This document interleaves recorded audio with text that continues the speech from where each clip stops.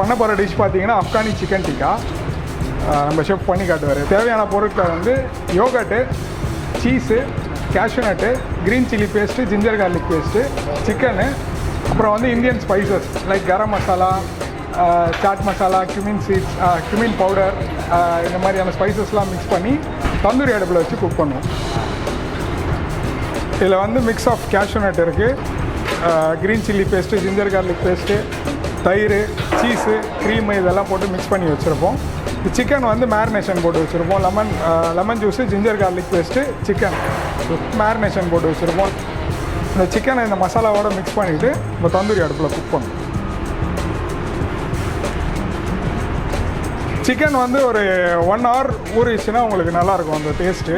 So chicken வந்து ginger garlic பேஸ்ட்டும் lemon ஜூஸும் போட்டு ஒரு மிக்ஸ் பண்ணி ஊற வச்சிட்டிங்கன்னா ஒரு 1 hour ஊறணும். ஊறிச்சுன்னா நல்லாயிருக்கும் உங்களுக்கு அந்த டேஸ்ட்.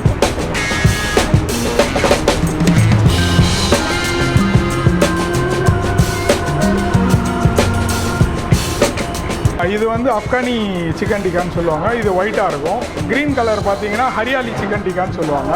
அது பார்த்தீங்கன்னா மின்ட்டு, கொரியாண்ட்ரு, க்ரீன் சில்லி இதெல்லாம் பேஸ்ட் பண்ணி போடுவாங்க. ஸோ அந்த க்ரீன் கலரில் வரும். அச்சாரி சிக்கன் டிக்கான்னு ஒன்று இருக்குது. அது வந்து ரெட் கலரில் இருக்கும். ஸோ அது வந்து ஸ்பைஸியாக கொஞ்சம் ரெட் மசாலா போட்டு.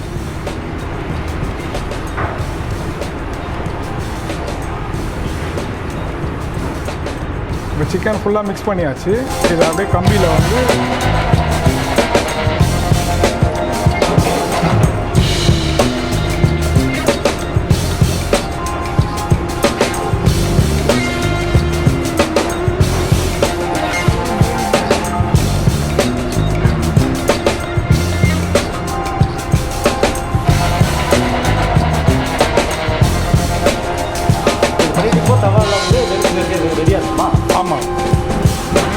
தந்தூரி அடுப்பில் இது நீங்கள் வீட்டில் பண்ணோம் அப்படின்னீங்கன்னா சின்ன ஸ்கியூவர் ஸ்டிக் இருக்கும் வுட்டில். அந்த ஸ்கியூவர் ஸ்டிக் யூஸ் பண்ணி நீங்கள் அடுப்பில் கூட டைரெக்டாக பேனில் வச்சு பண்ணுவீங்க.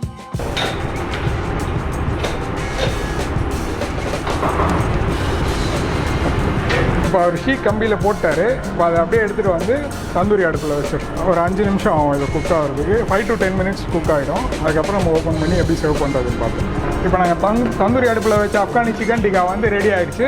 இப்போ ஓப்பன் பண்ணி அதை பட்டர் போட்டு ஃபினிஷ் பண்ணி நம்ம பிளேட்டிங் பண்ணிடலாம்.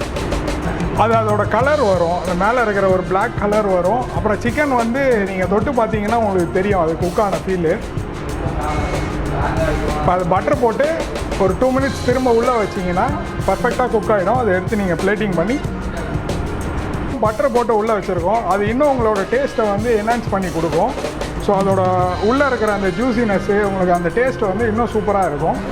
இப்போ பட்டர் போட்டு ஒரு 1 minute கழிச்சு எடுத்து நம்ம சர்வ் பண்ணிடலாம் டேரெக்டாக. எல்லாருக்குமே வந்து இப்படி தான் ஃபினிஷ் பண்ணி கொடுப்போம். ஏன்னா அதோட டேஸ்ட் வந்து அது ஃபைனலாக அதை பட்டர் போட்டு நம்ம அதை கொடுக்குறதுல அதை டேஸ்ட் வந்து இன்னும் கொஞ்சம் என்ஹான்ஸ் பண்ணி கொடுக்கும். இதுக்கு வந்து மின் சட்னி வச்சு சாப்பிட்லாம். சில பேர் வந்து மைனஸ் வச்சு சாப்பிட்றதுக்கு லைக் பண்ணுவாங்க. பட் இது ஆல்ரெடி க்ரீமியாக இருக்கிறதுனால நீங்கள் வந்து மின் சட்னி வச்சு சாப்பிட்டீங்கன்னா இன்னும் நல்லாயிருக்கும். அஃப்கானி சிக்கன் டிக்கா ரெடி ஆகிடுச்சு. இதை எப்படி பிளேட் பண்ணுறதுன்னு நம்ம பார்த்துடலாம். இது வந்து பிளேட் கார்னிஷ்னு சொல்லுவாங்க. ஸோ நம்மக்கிட்ட என்ன வந்து அவைலபிளாக இருக்கோ அதை வச்சு நம்ம வந்து ஒரு கஸ்டமருக்கு பார்க்கும்போது ஒரு அட்ராக்ஷனுக்காக பிளேட்டில் வந்து கார்னிஷ் பண்ணி கொடுக்குறோம். இப்போ இது பார்த்தீங்கன்னா மின் சட்னி வச்சு கார்னிஷ் பண்ணியிருக்கேன். இது வந்தீங்கன்னா பீட்ரூட் பேஸ்ட்டு மைனஸில் வந்து சின்னதாக ஒரு டாட் வச்சு அதை கார்னிஷ் பண்ணி ஃபினிஷ் பண்ணியிருக்கேன். பார்க்குறதுக்கு கொஞ்சம் நல்லாயிருக்கும். அப்படி இப்போ இதுக்கு மேலே வந்து நம்ம சிக்கன் டிக்காவை அரேஞ்ச் பண்ணிடுவோம். மேலே கொஞ்சோண்டு சாட் மசாலா போட்டுங்கன்னா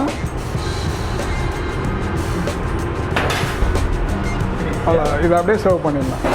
நம்ம அஃப்கானி சிக்கன் டிக்கா ரெடி ஆகிடுச்சு. இது ரொம்ப டேஸ்டியாக இருக்கும்.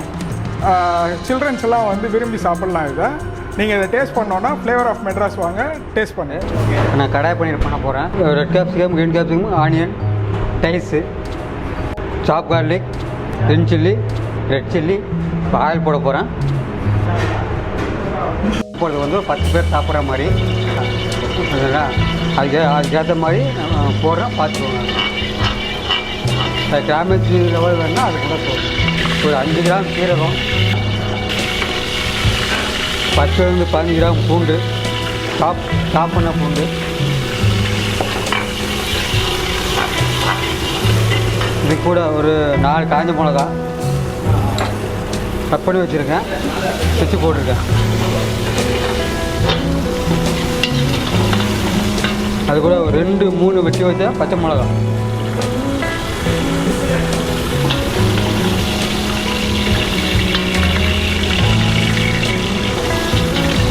இப்போ நம்ம டைஸ் கட் பண்ணி வச்ச ஆனியன் ஃபஸ்ட்டு போட்டுருவோம். ஏன்னா ஆனியன் கொஞ்சம் வதங்கினப்போ இது டக்குன்னு ஆகிடும் கேப்சிகம். இப்போ கேப்சிகம் போட போகிறோம்.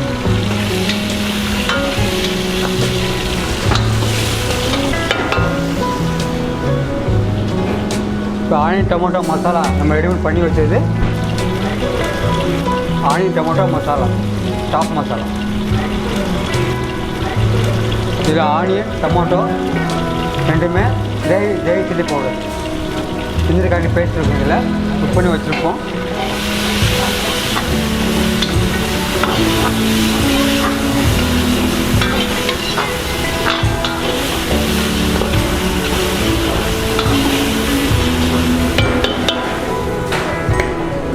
நம்ம 10 பேருக்கு தேவையான அளவுக்கு இதை போட்டுக்குவோம்.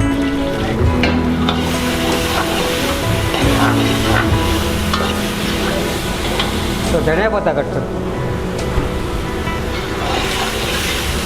இப்போ சாப் மசாலாவில் கொஞ்சம் கொஞ்சமாக தான் இருக்கும். இந்த கடாய் பன்னீருக்கு தேவையான மசாலா இப்போ நம்ம போட போகிறோம். மல்லித்தூள் 1 கை, தேவையான 1.5 டீஸ்பூனு. அதுக்கு அரை டீஸ்பூனு ஜீரகப்பொடி, ஜீரகப்பொடி, மிளகாத்தூள், கரம் மசாலா 1/4 டீஸ்பூன்,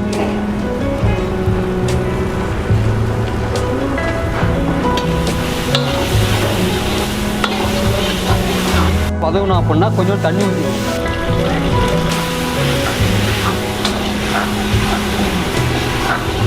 தீஞ்ச மாதிரி இருக்கும். தண்ணி ஊற்றினா நல்லா வதங்கும். அது கூட உப்பு தேவையான அளவு இதில் கொஞ்சம் போட்டுக்கோங்க. கடைசியில் பச்சை கொஞ்சம் போட்டுக்கோங்க, தேவையான அளவு போட்டு. நம்ம கடாய் மசாலாவும் தனியாக இருக்குது, அடுத்து வச்சுருக்கோம்.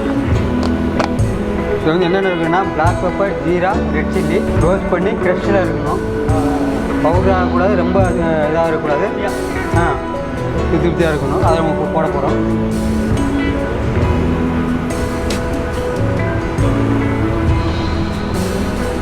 இன்னும் உங்களுக்கு ஸ்பைசி வேணும்னா கூட பிளாக் பெப்பர் சேர்க்கணும், க்ரஷ் பண்ணி. இன்னும் நல்லாயிருக்கும்.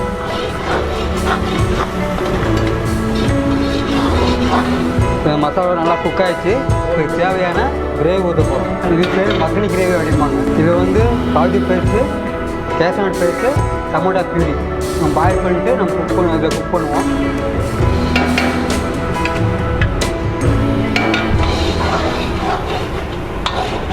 கடாய் மசாலா போட்டாச்சு, தேவையான கிரேவியும் போட்டாச்சு.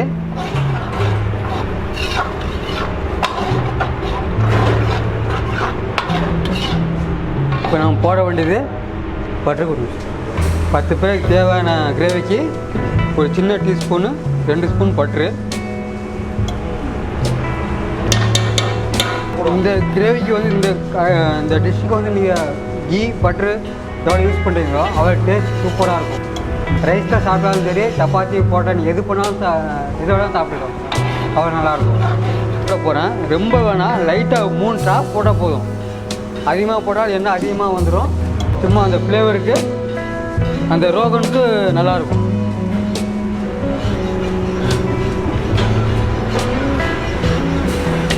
இப்போ வெஜிடபிள் போட்டாச்சு, சாப் கிரேவி போட்டாச்சு, கேப்சிகம் ஆயில் போட்டாச்சு, மசாலா எல்லா மசாலாவும் போட்டாச்சு, கடாய் மசாலாவும் போட்டாச்சு, கிரேவி ஊற்றியாச்சு. இப்போ நம்ம போட வேண்டியது பன்னீர். இப்போ பன்னீர் போட்டு அதிக நேரம் குக் ஆகக்கூடாது. ஏன்னா அது குழஞ்சி உடஞ்சிரும். ஒரு 2-3 நிமிஷம் குக் ஆனால் போதும். இதுக்கப்புறம் போட வேண்டிய ஐட்டமு ஃப்ரெஷ் மேத்தி, கஸ்தூரி மேத்தி அப்படிம்பாங்க. இதை கடையில் கிடைக்கும், வேணால் நீங்கள் பண்ணலாம். இது வந்து தனி ஃப்ளேவர் கிடைக்கும். இது வந்து நம்ம கொஞ்சம் ஃப்ளேவரில் சூடு பண்ணிட்டு க்ரஷ் பண்ணி போட்டால் இன்னும் நல்லாயிருக்கும்.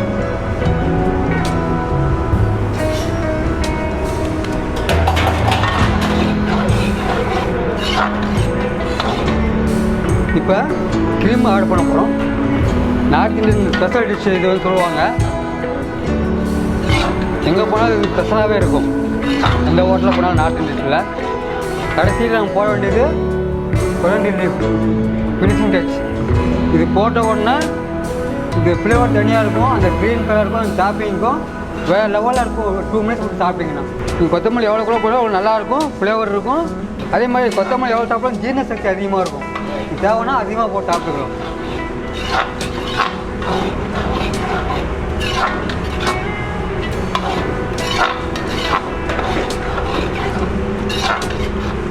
லைட்டாக ஸ்வீட்னஸ் கம்மியாக இருக்குது, அதுக்கு தேவையான அளவு கொஞ்சம் சுகர் தேவை.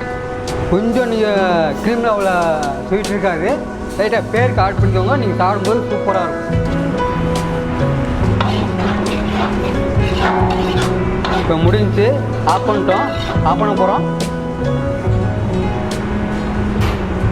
இப்போ டேஸ்ட் பார்க்க போகிறோம். சேப் பாருங்க, நல்லா இருக்கு. சர்வ் பண்ணி ஓகே. கடாய் பண்ணியிருக்கான். சப்பாத்தி, ரொட்டி, நான், அப்புறம் வந்து ரைஸ் கூட நீங்கள் வச்சு சாப்பிடுங்க.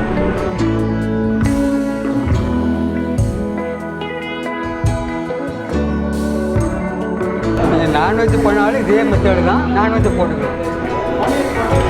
பன்னீர் பதிலாக நீங்கள் சிக்கனை போட்டுக்கலாம். ஒரு பார்ட்டி வீட்டில் பண்ணணுன்னா இதை பண்ணி கொடுத்தீங்கன்னா நல்லாயிருக்கும். இது தேவைன்னா கார்லிக் ஊற்ற போகிறோம்.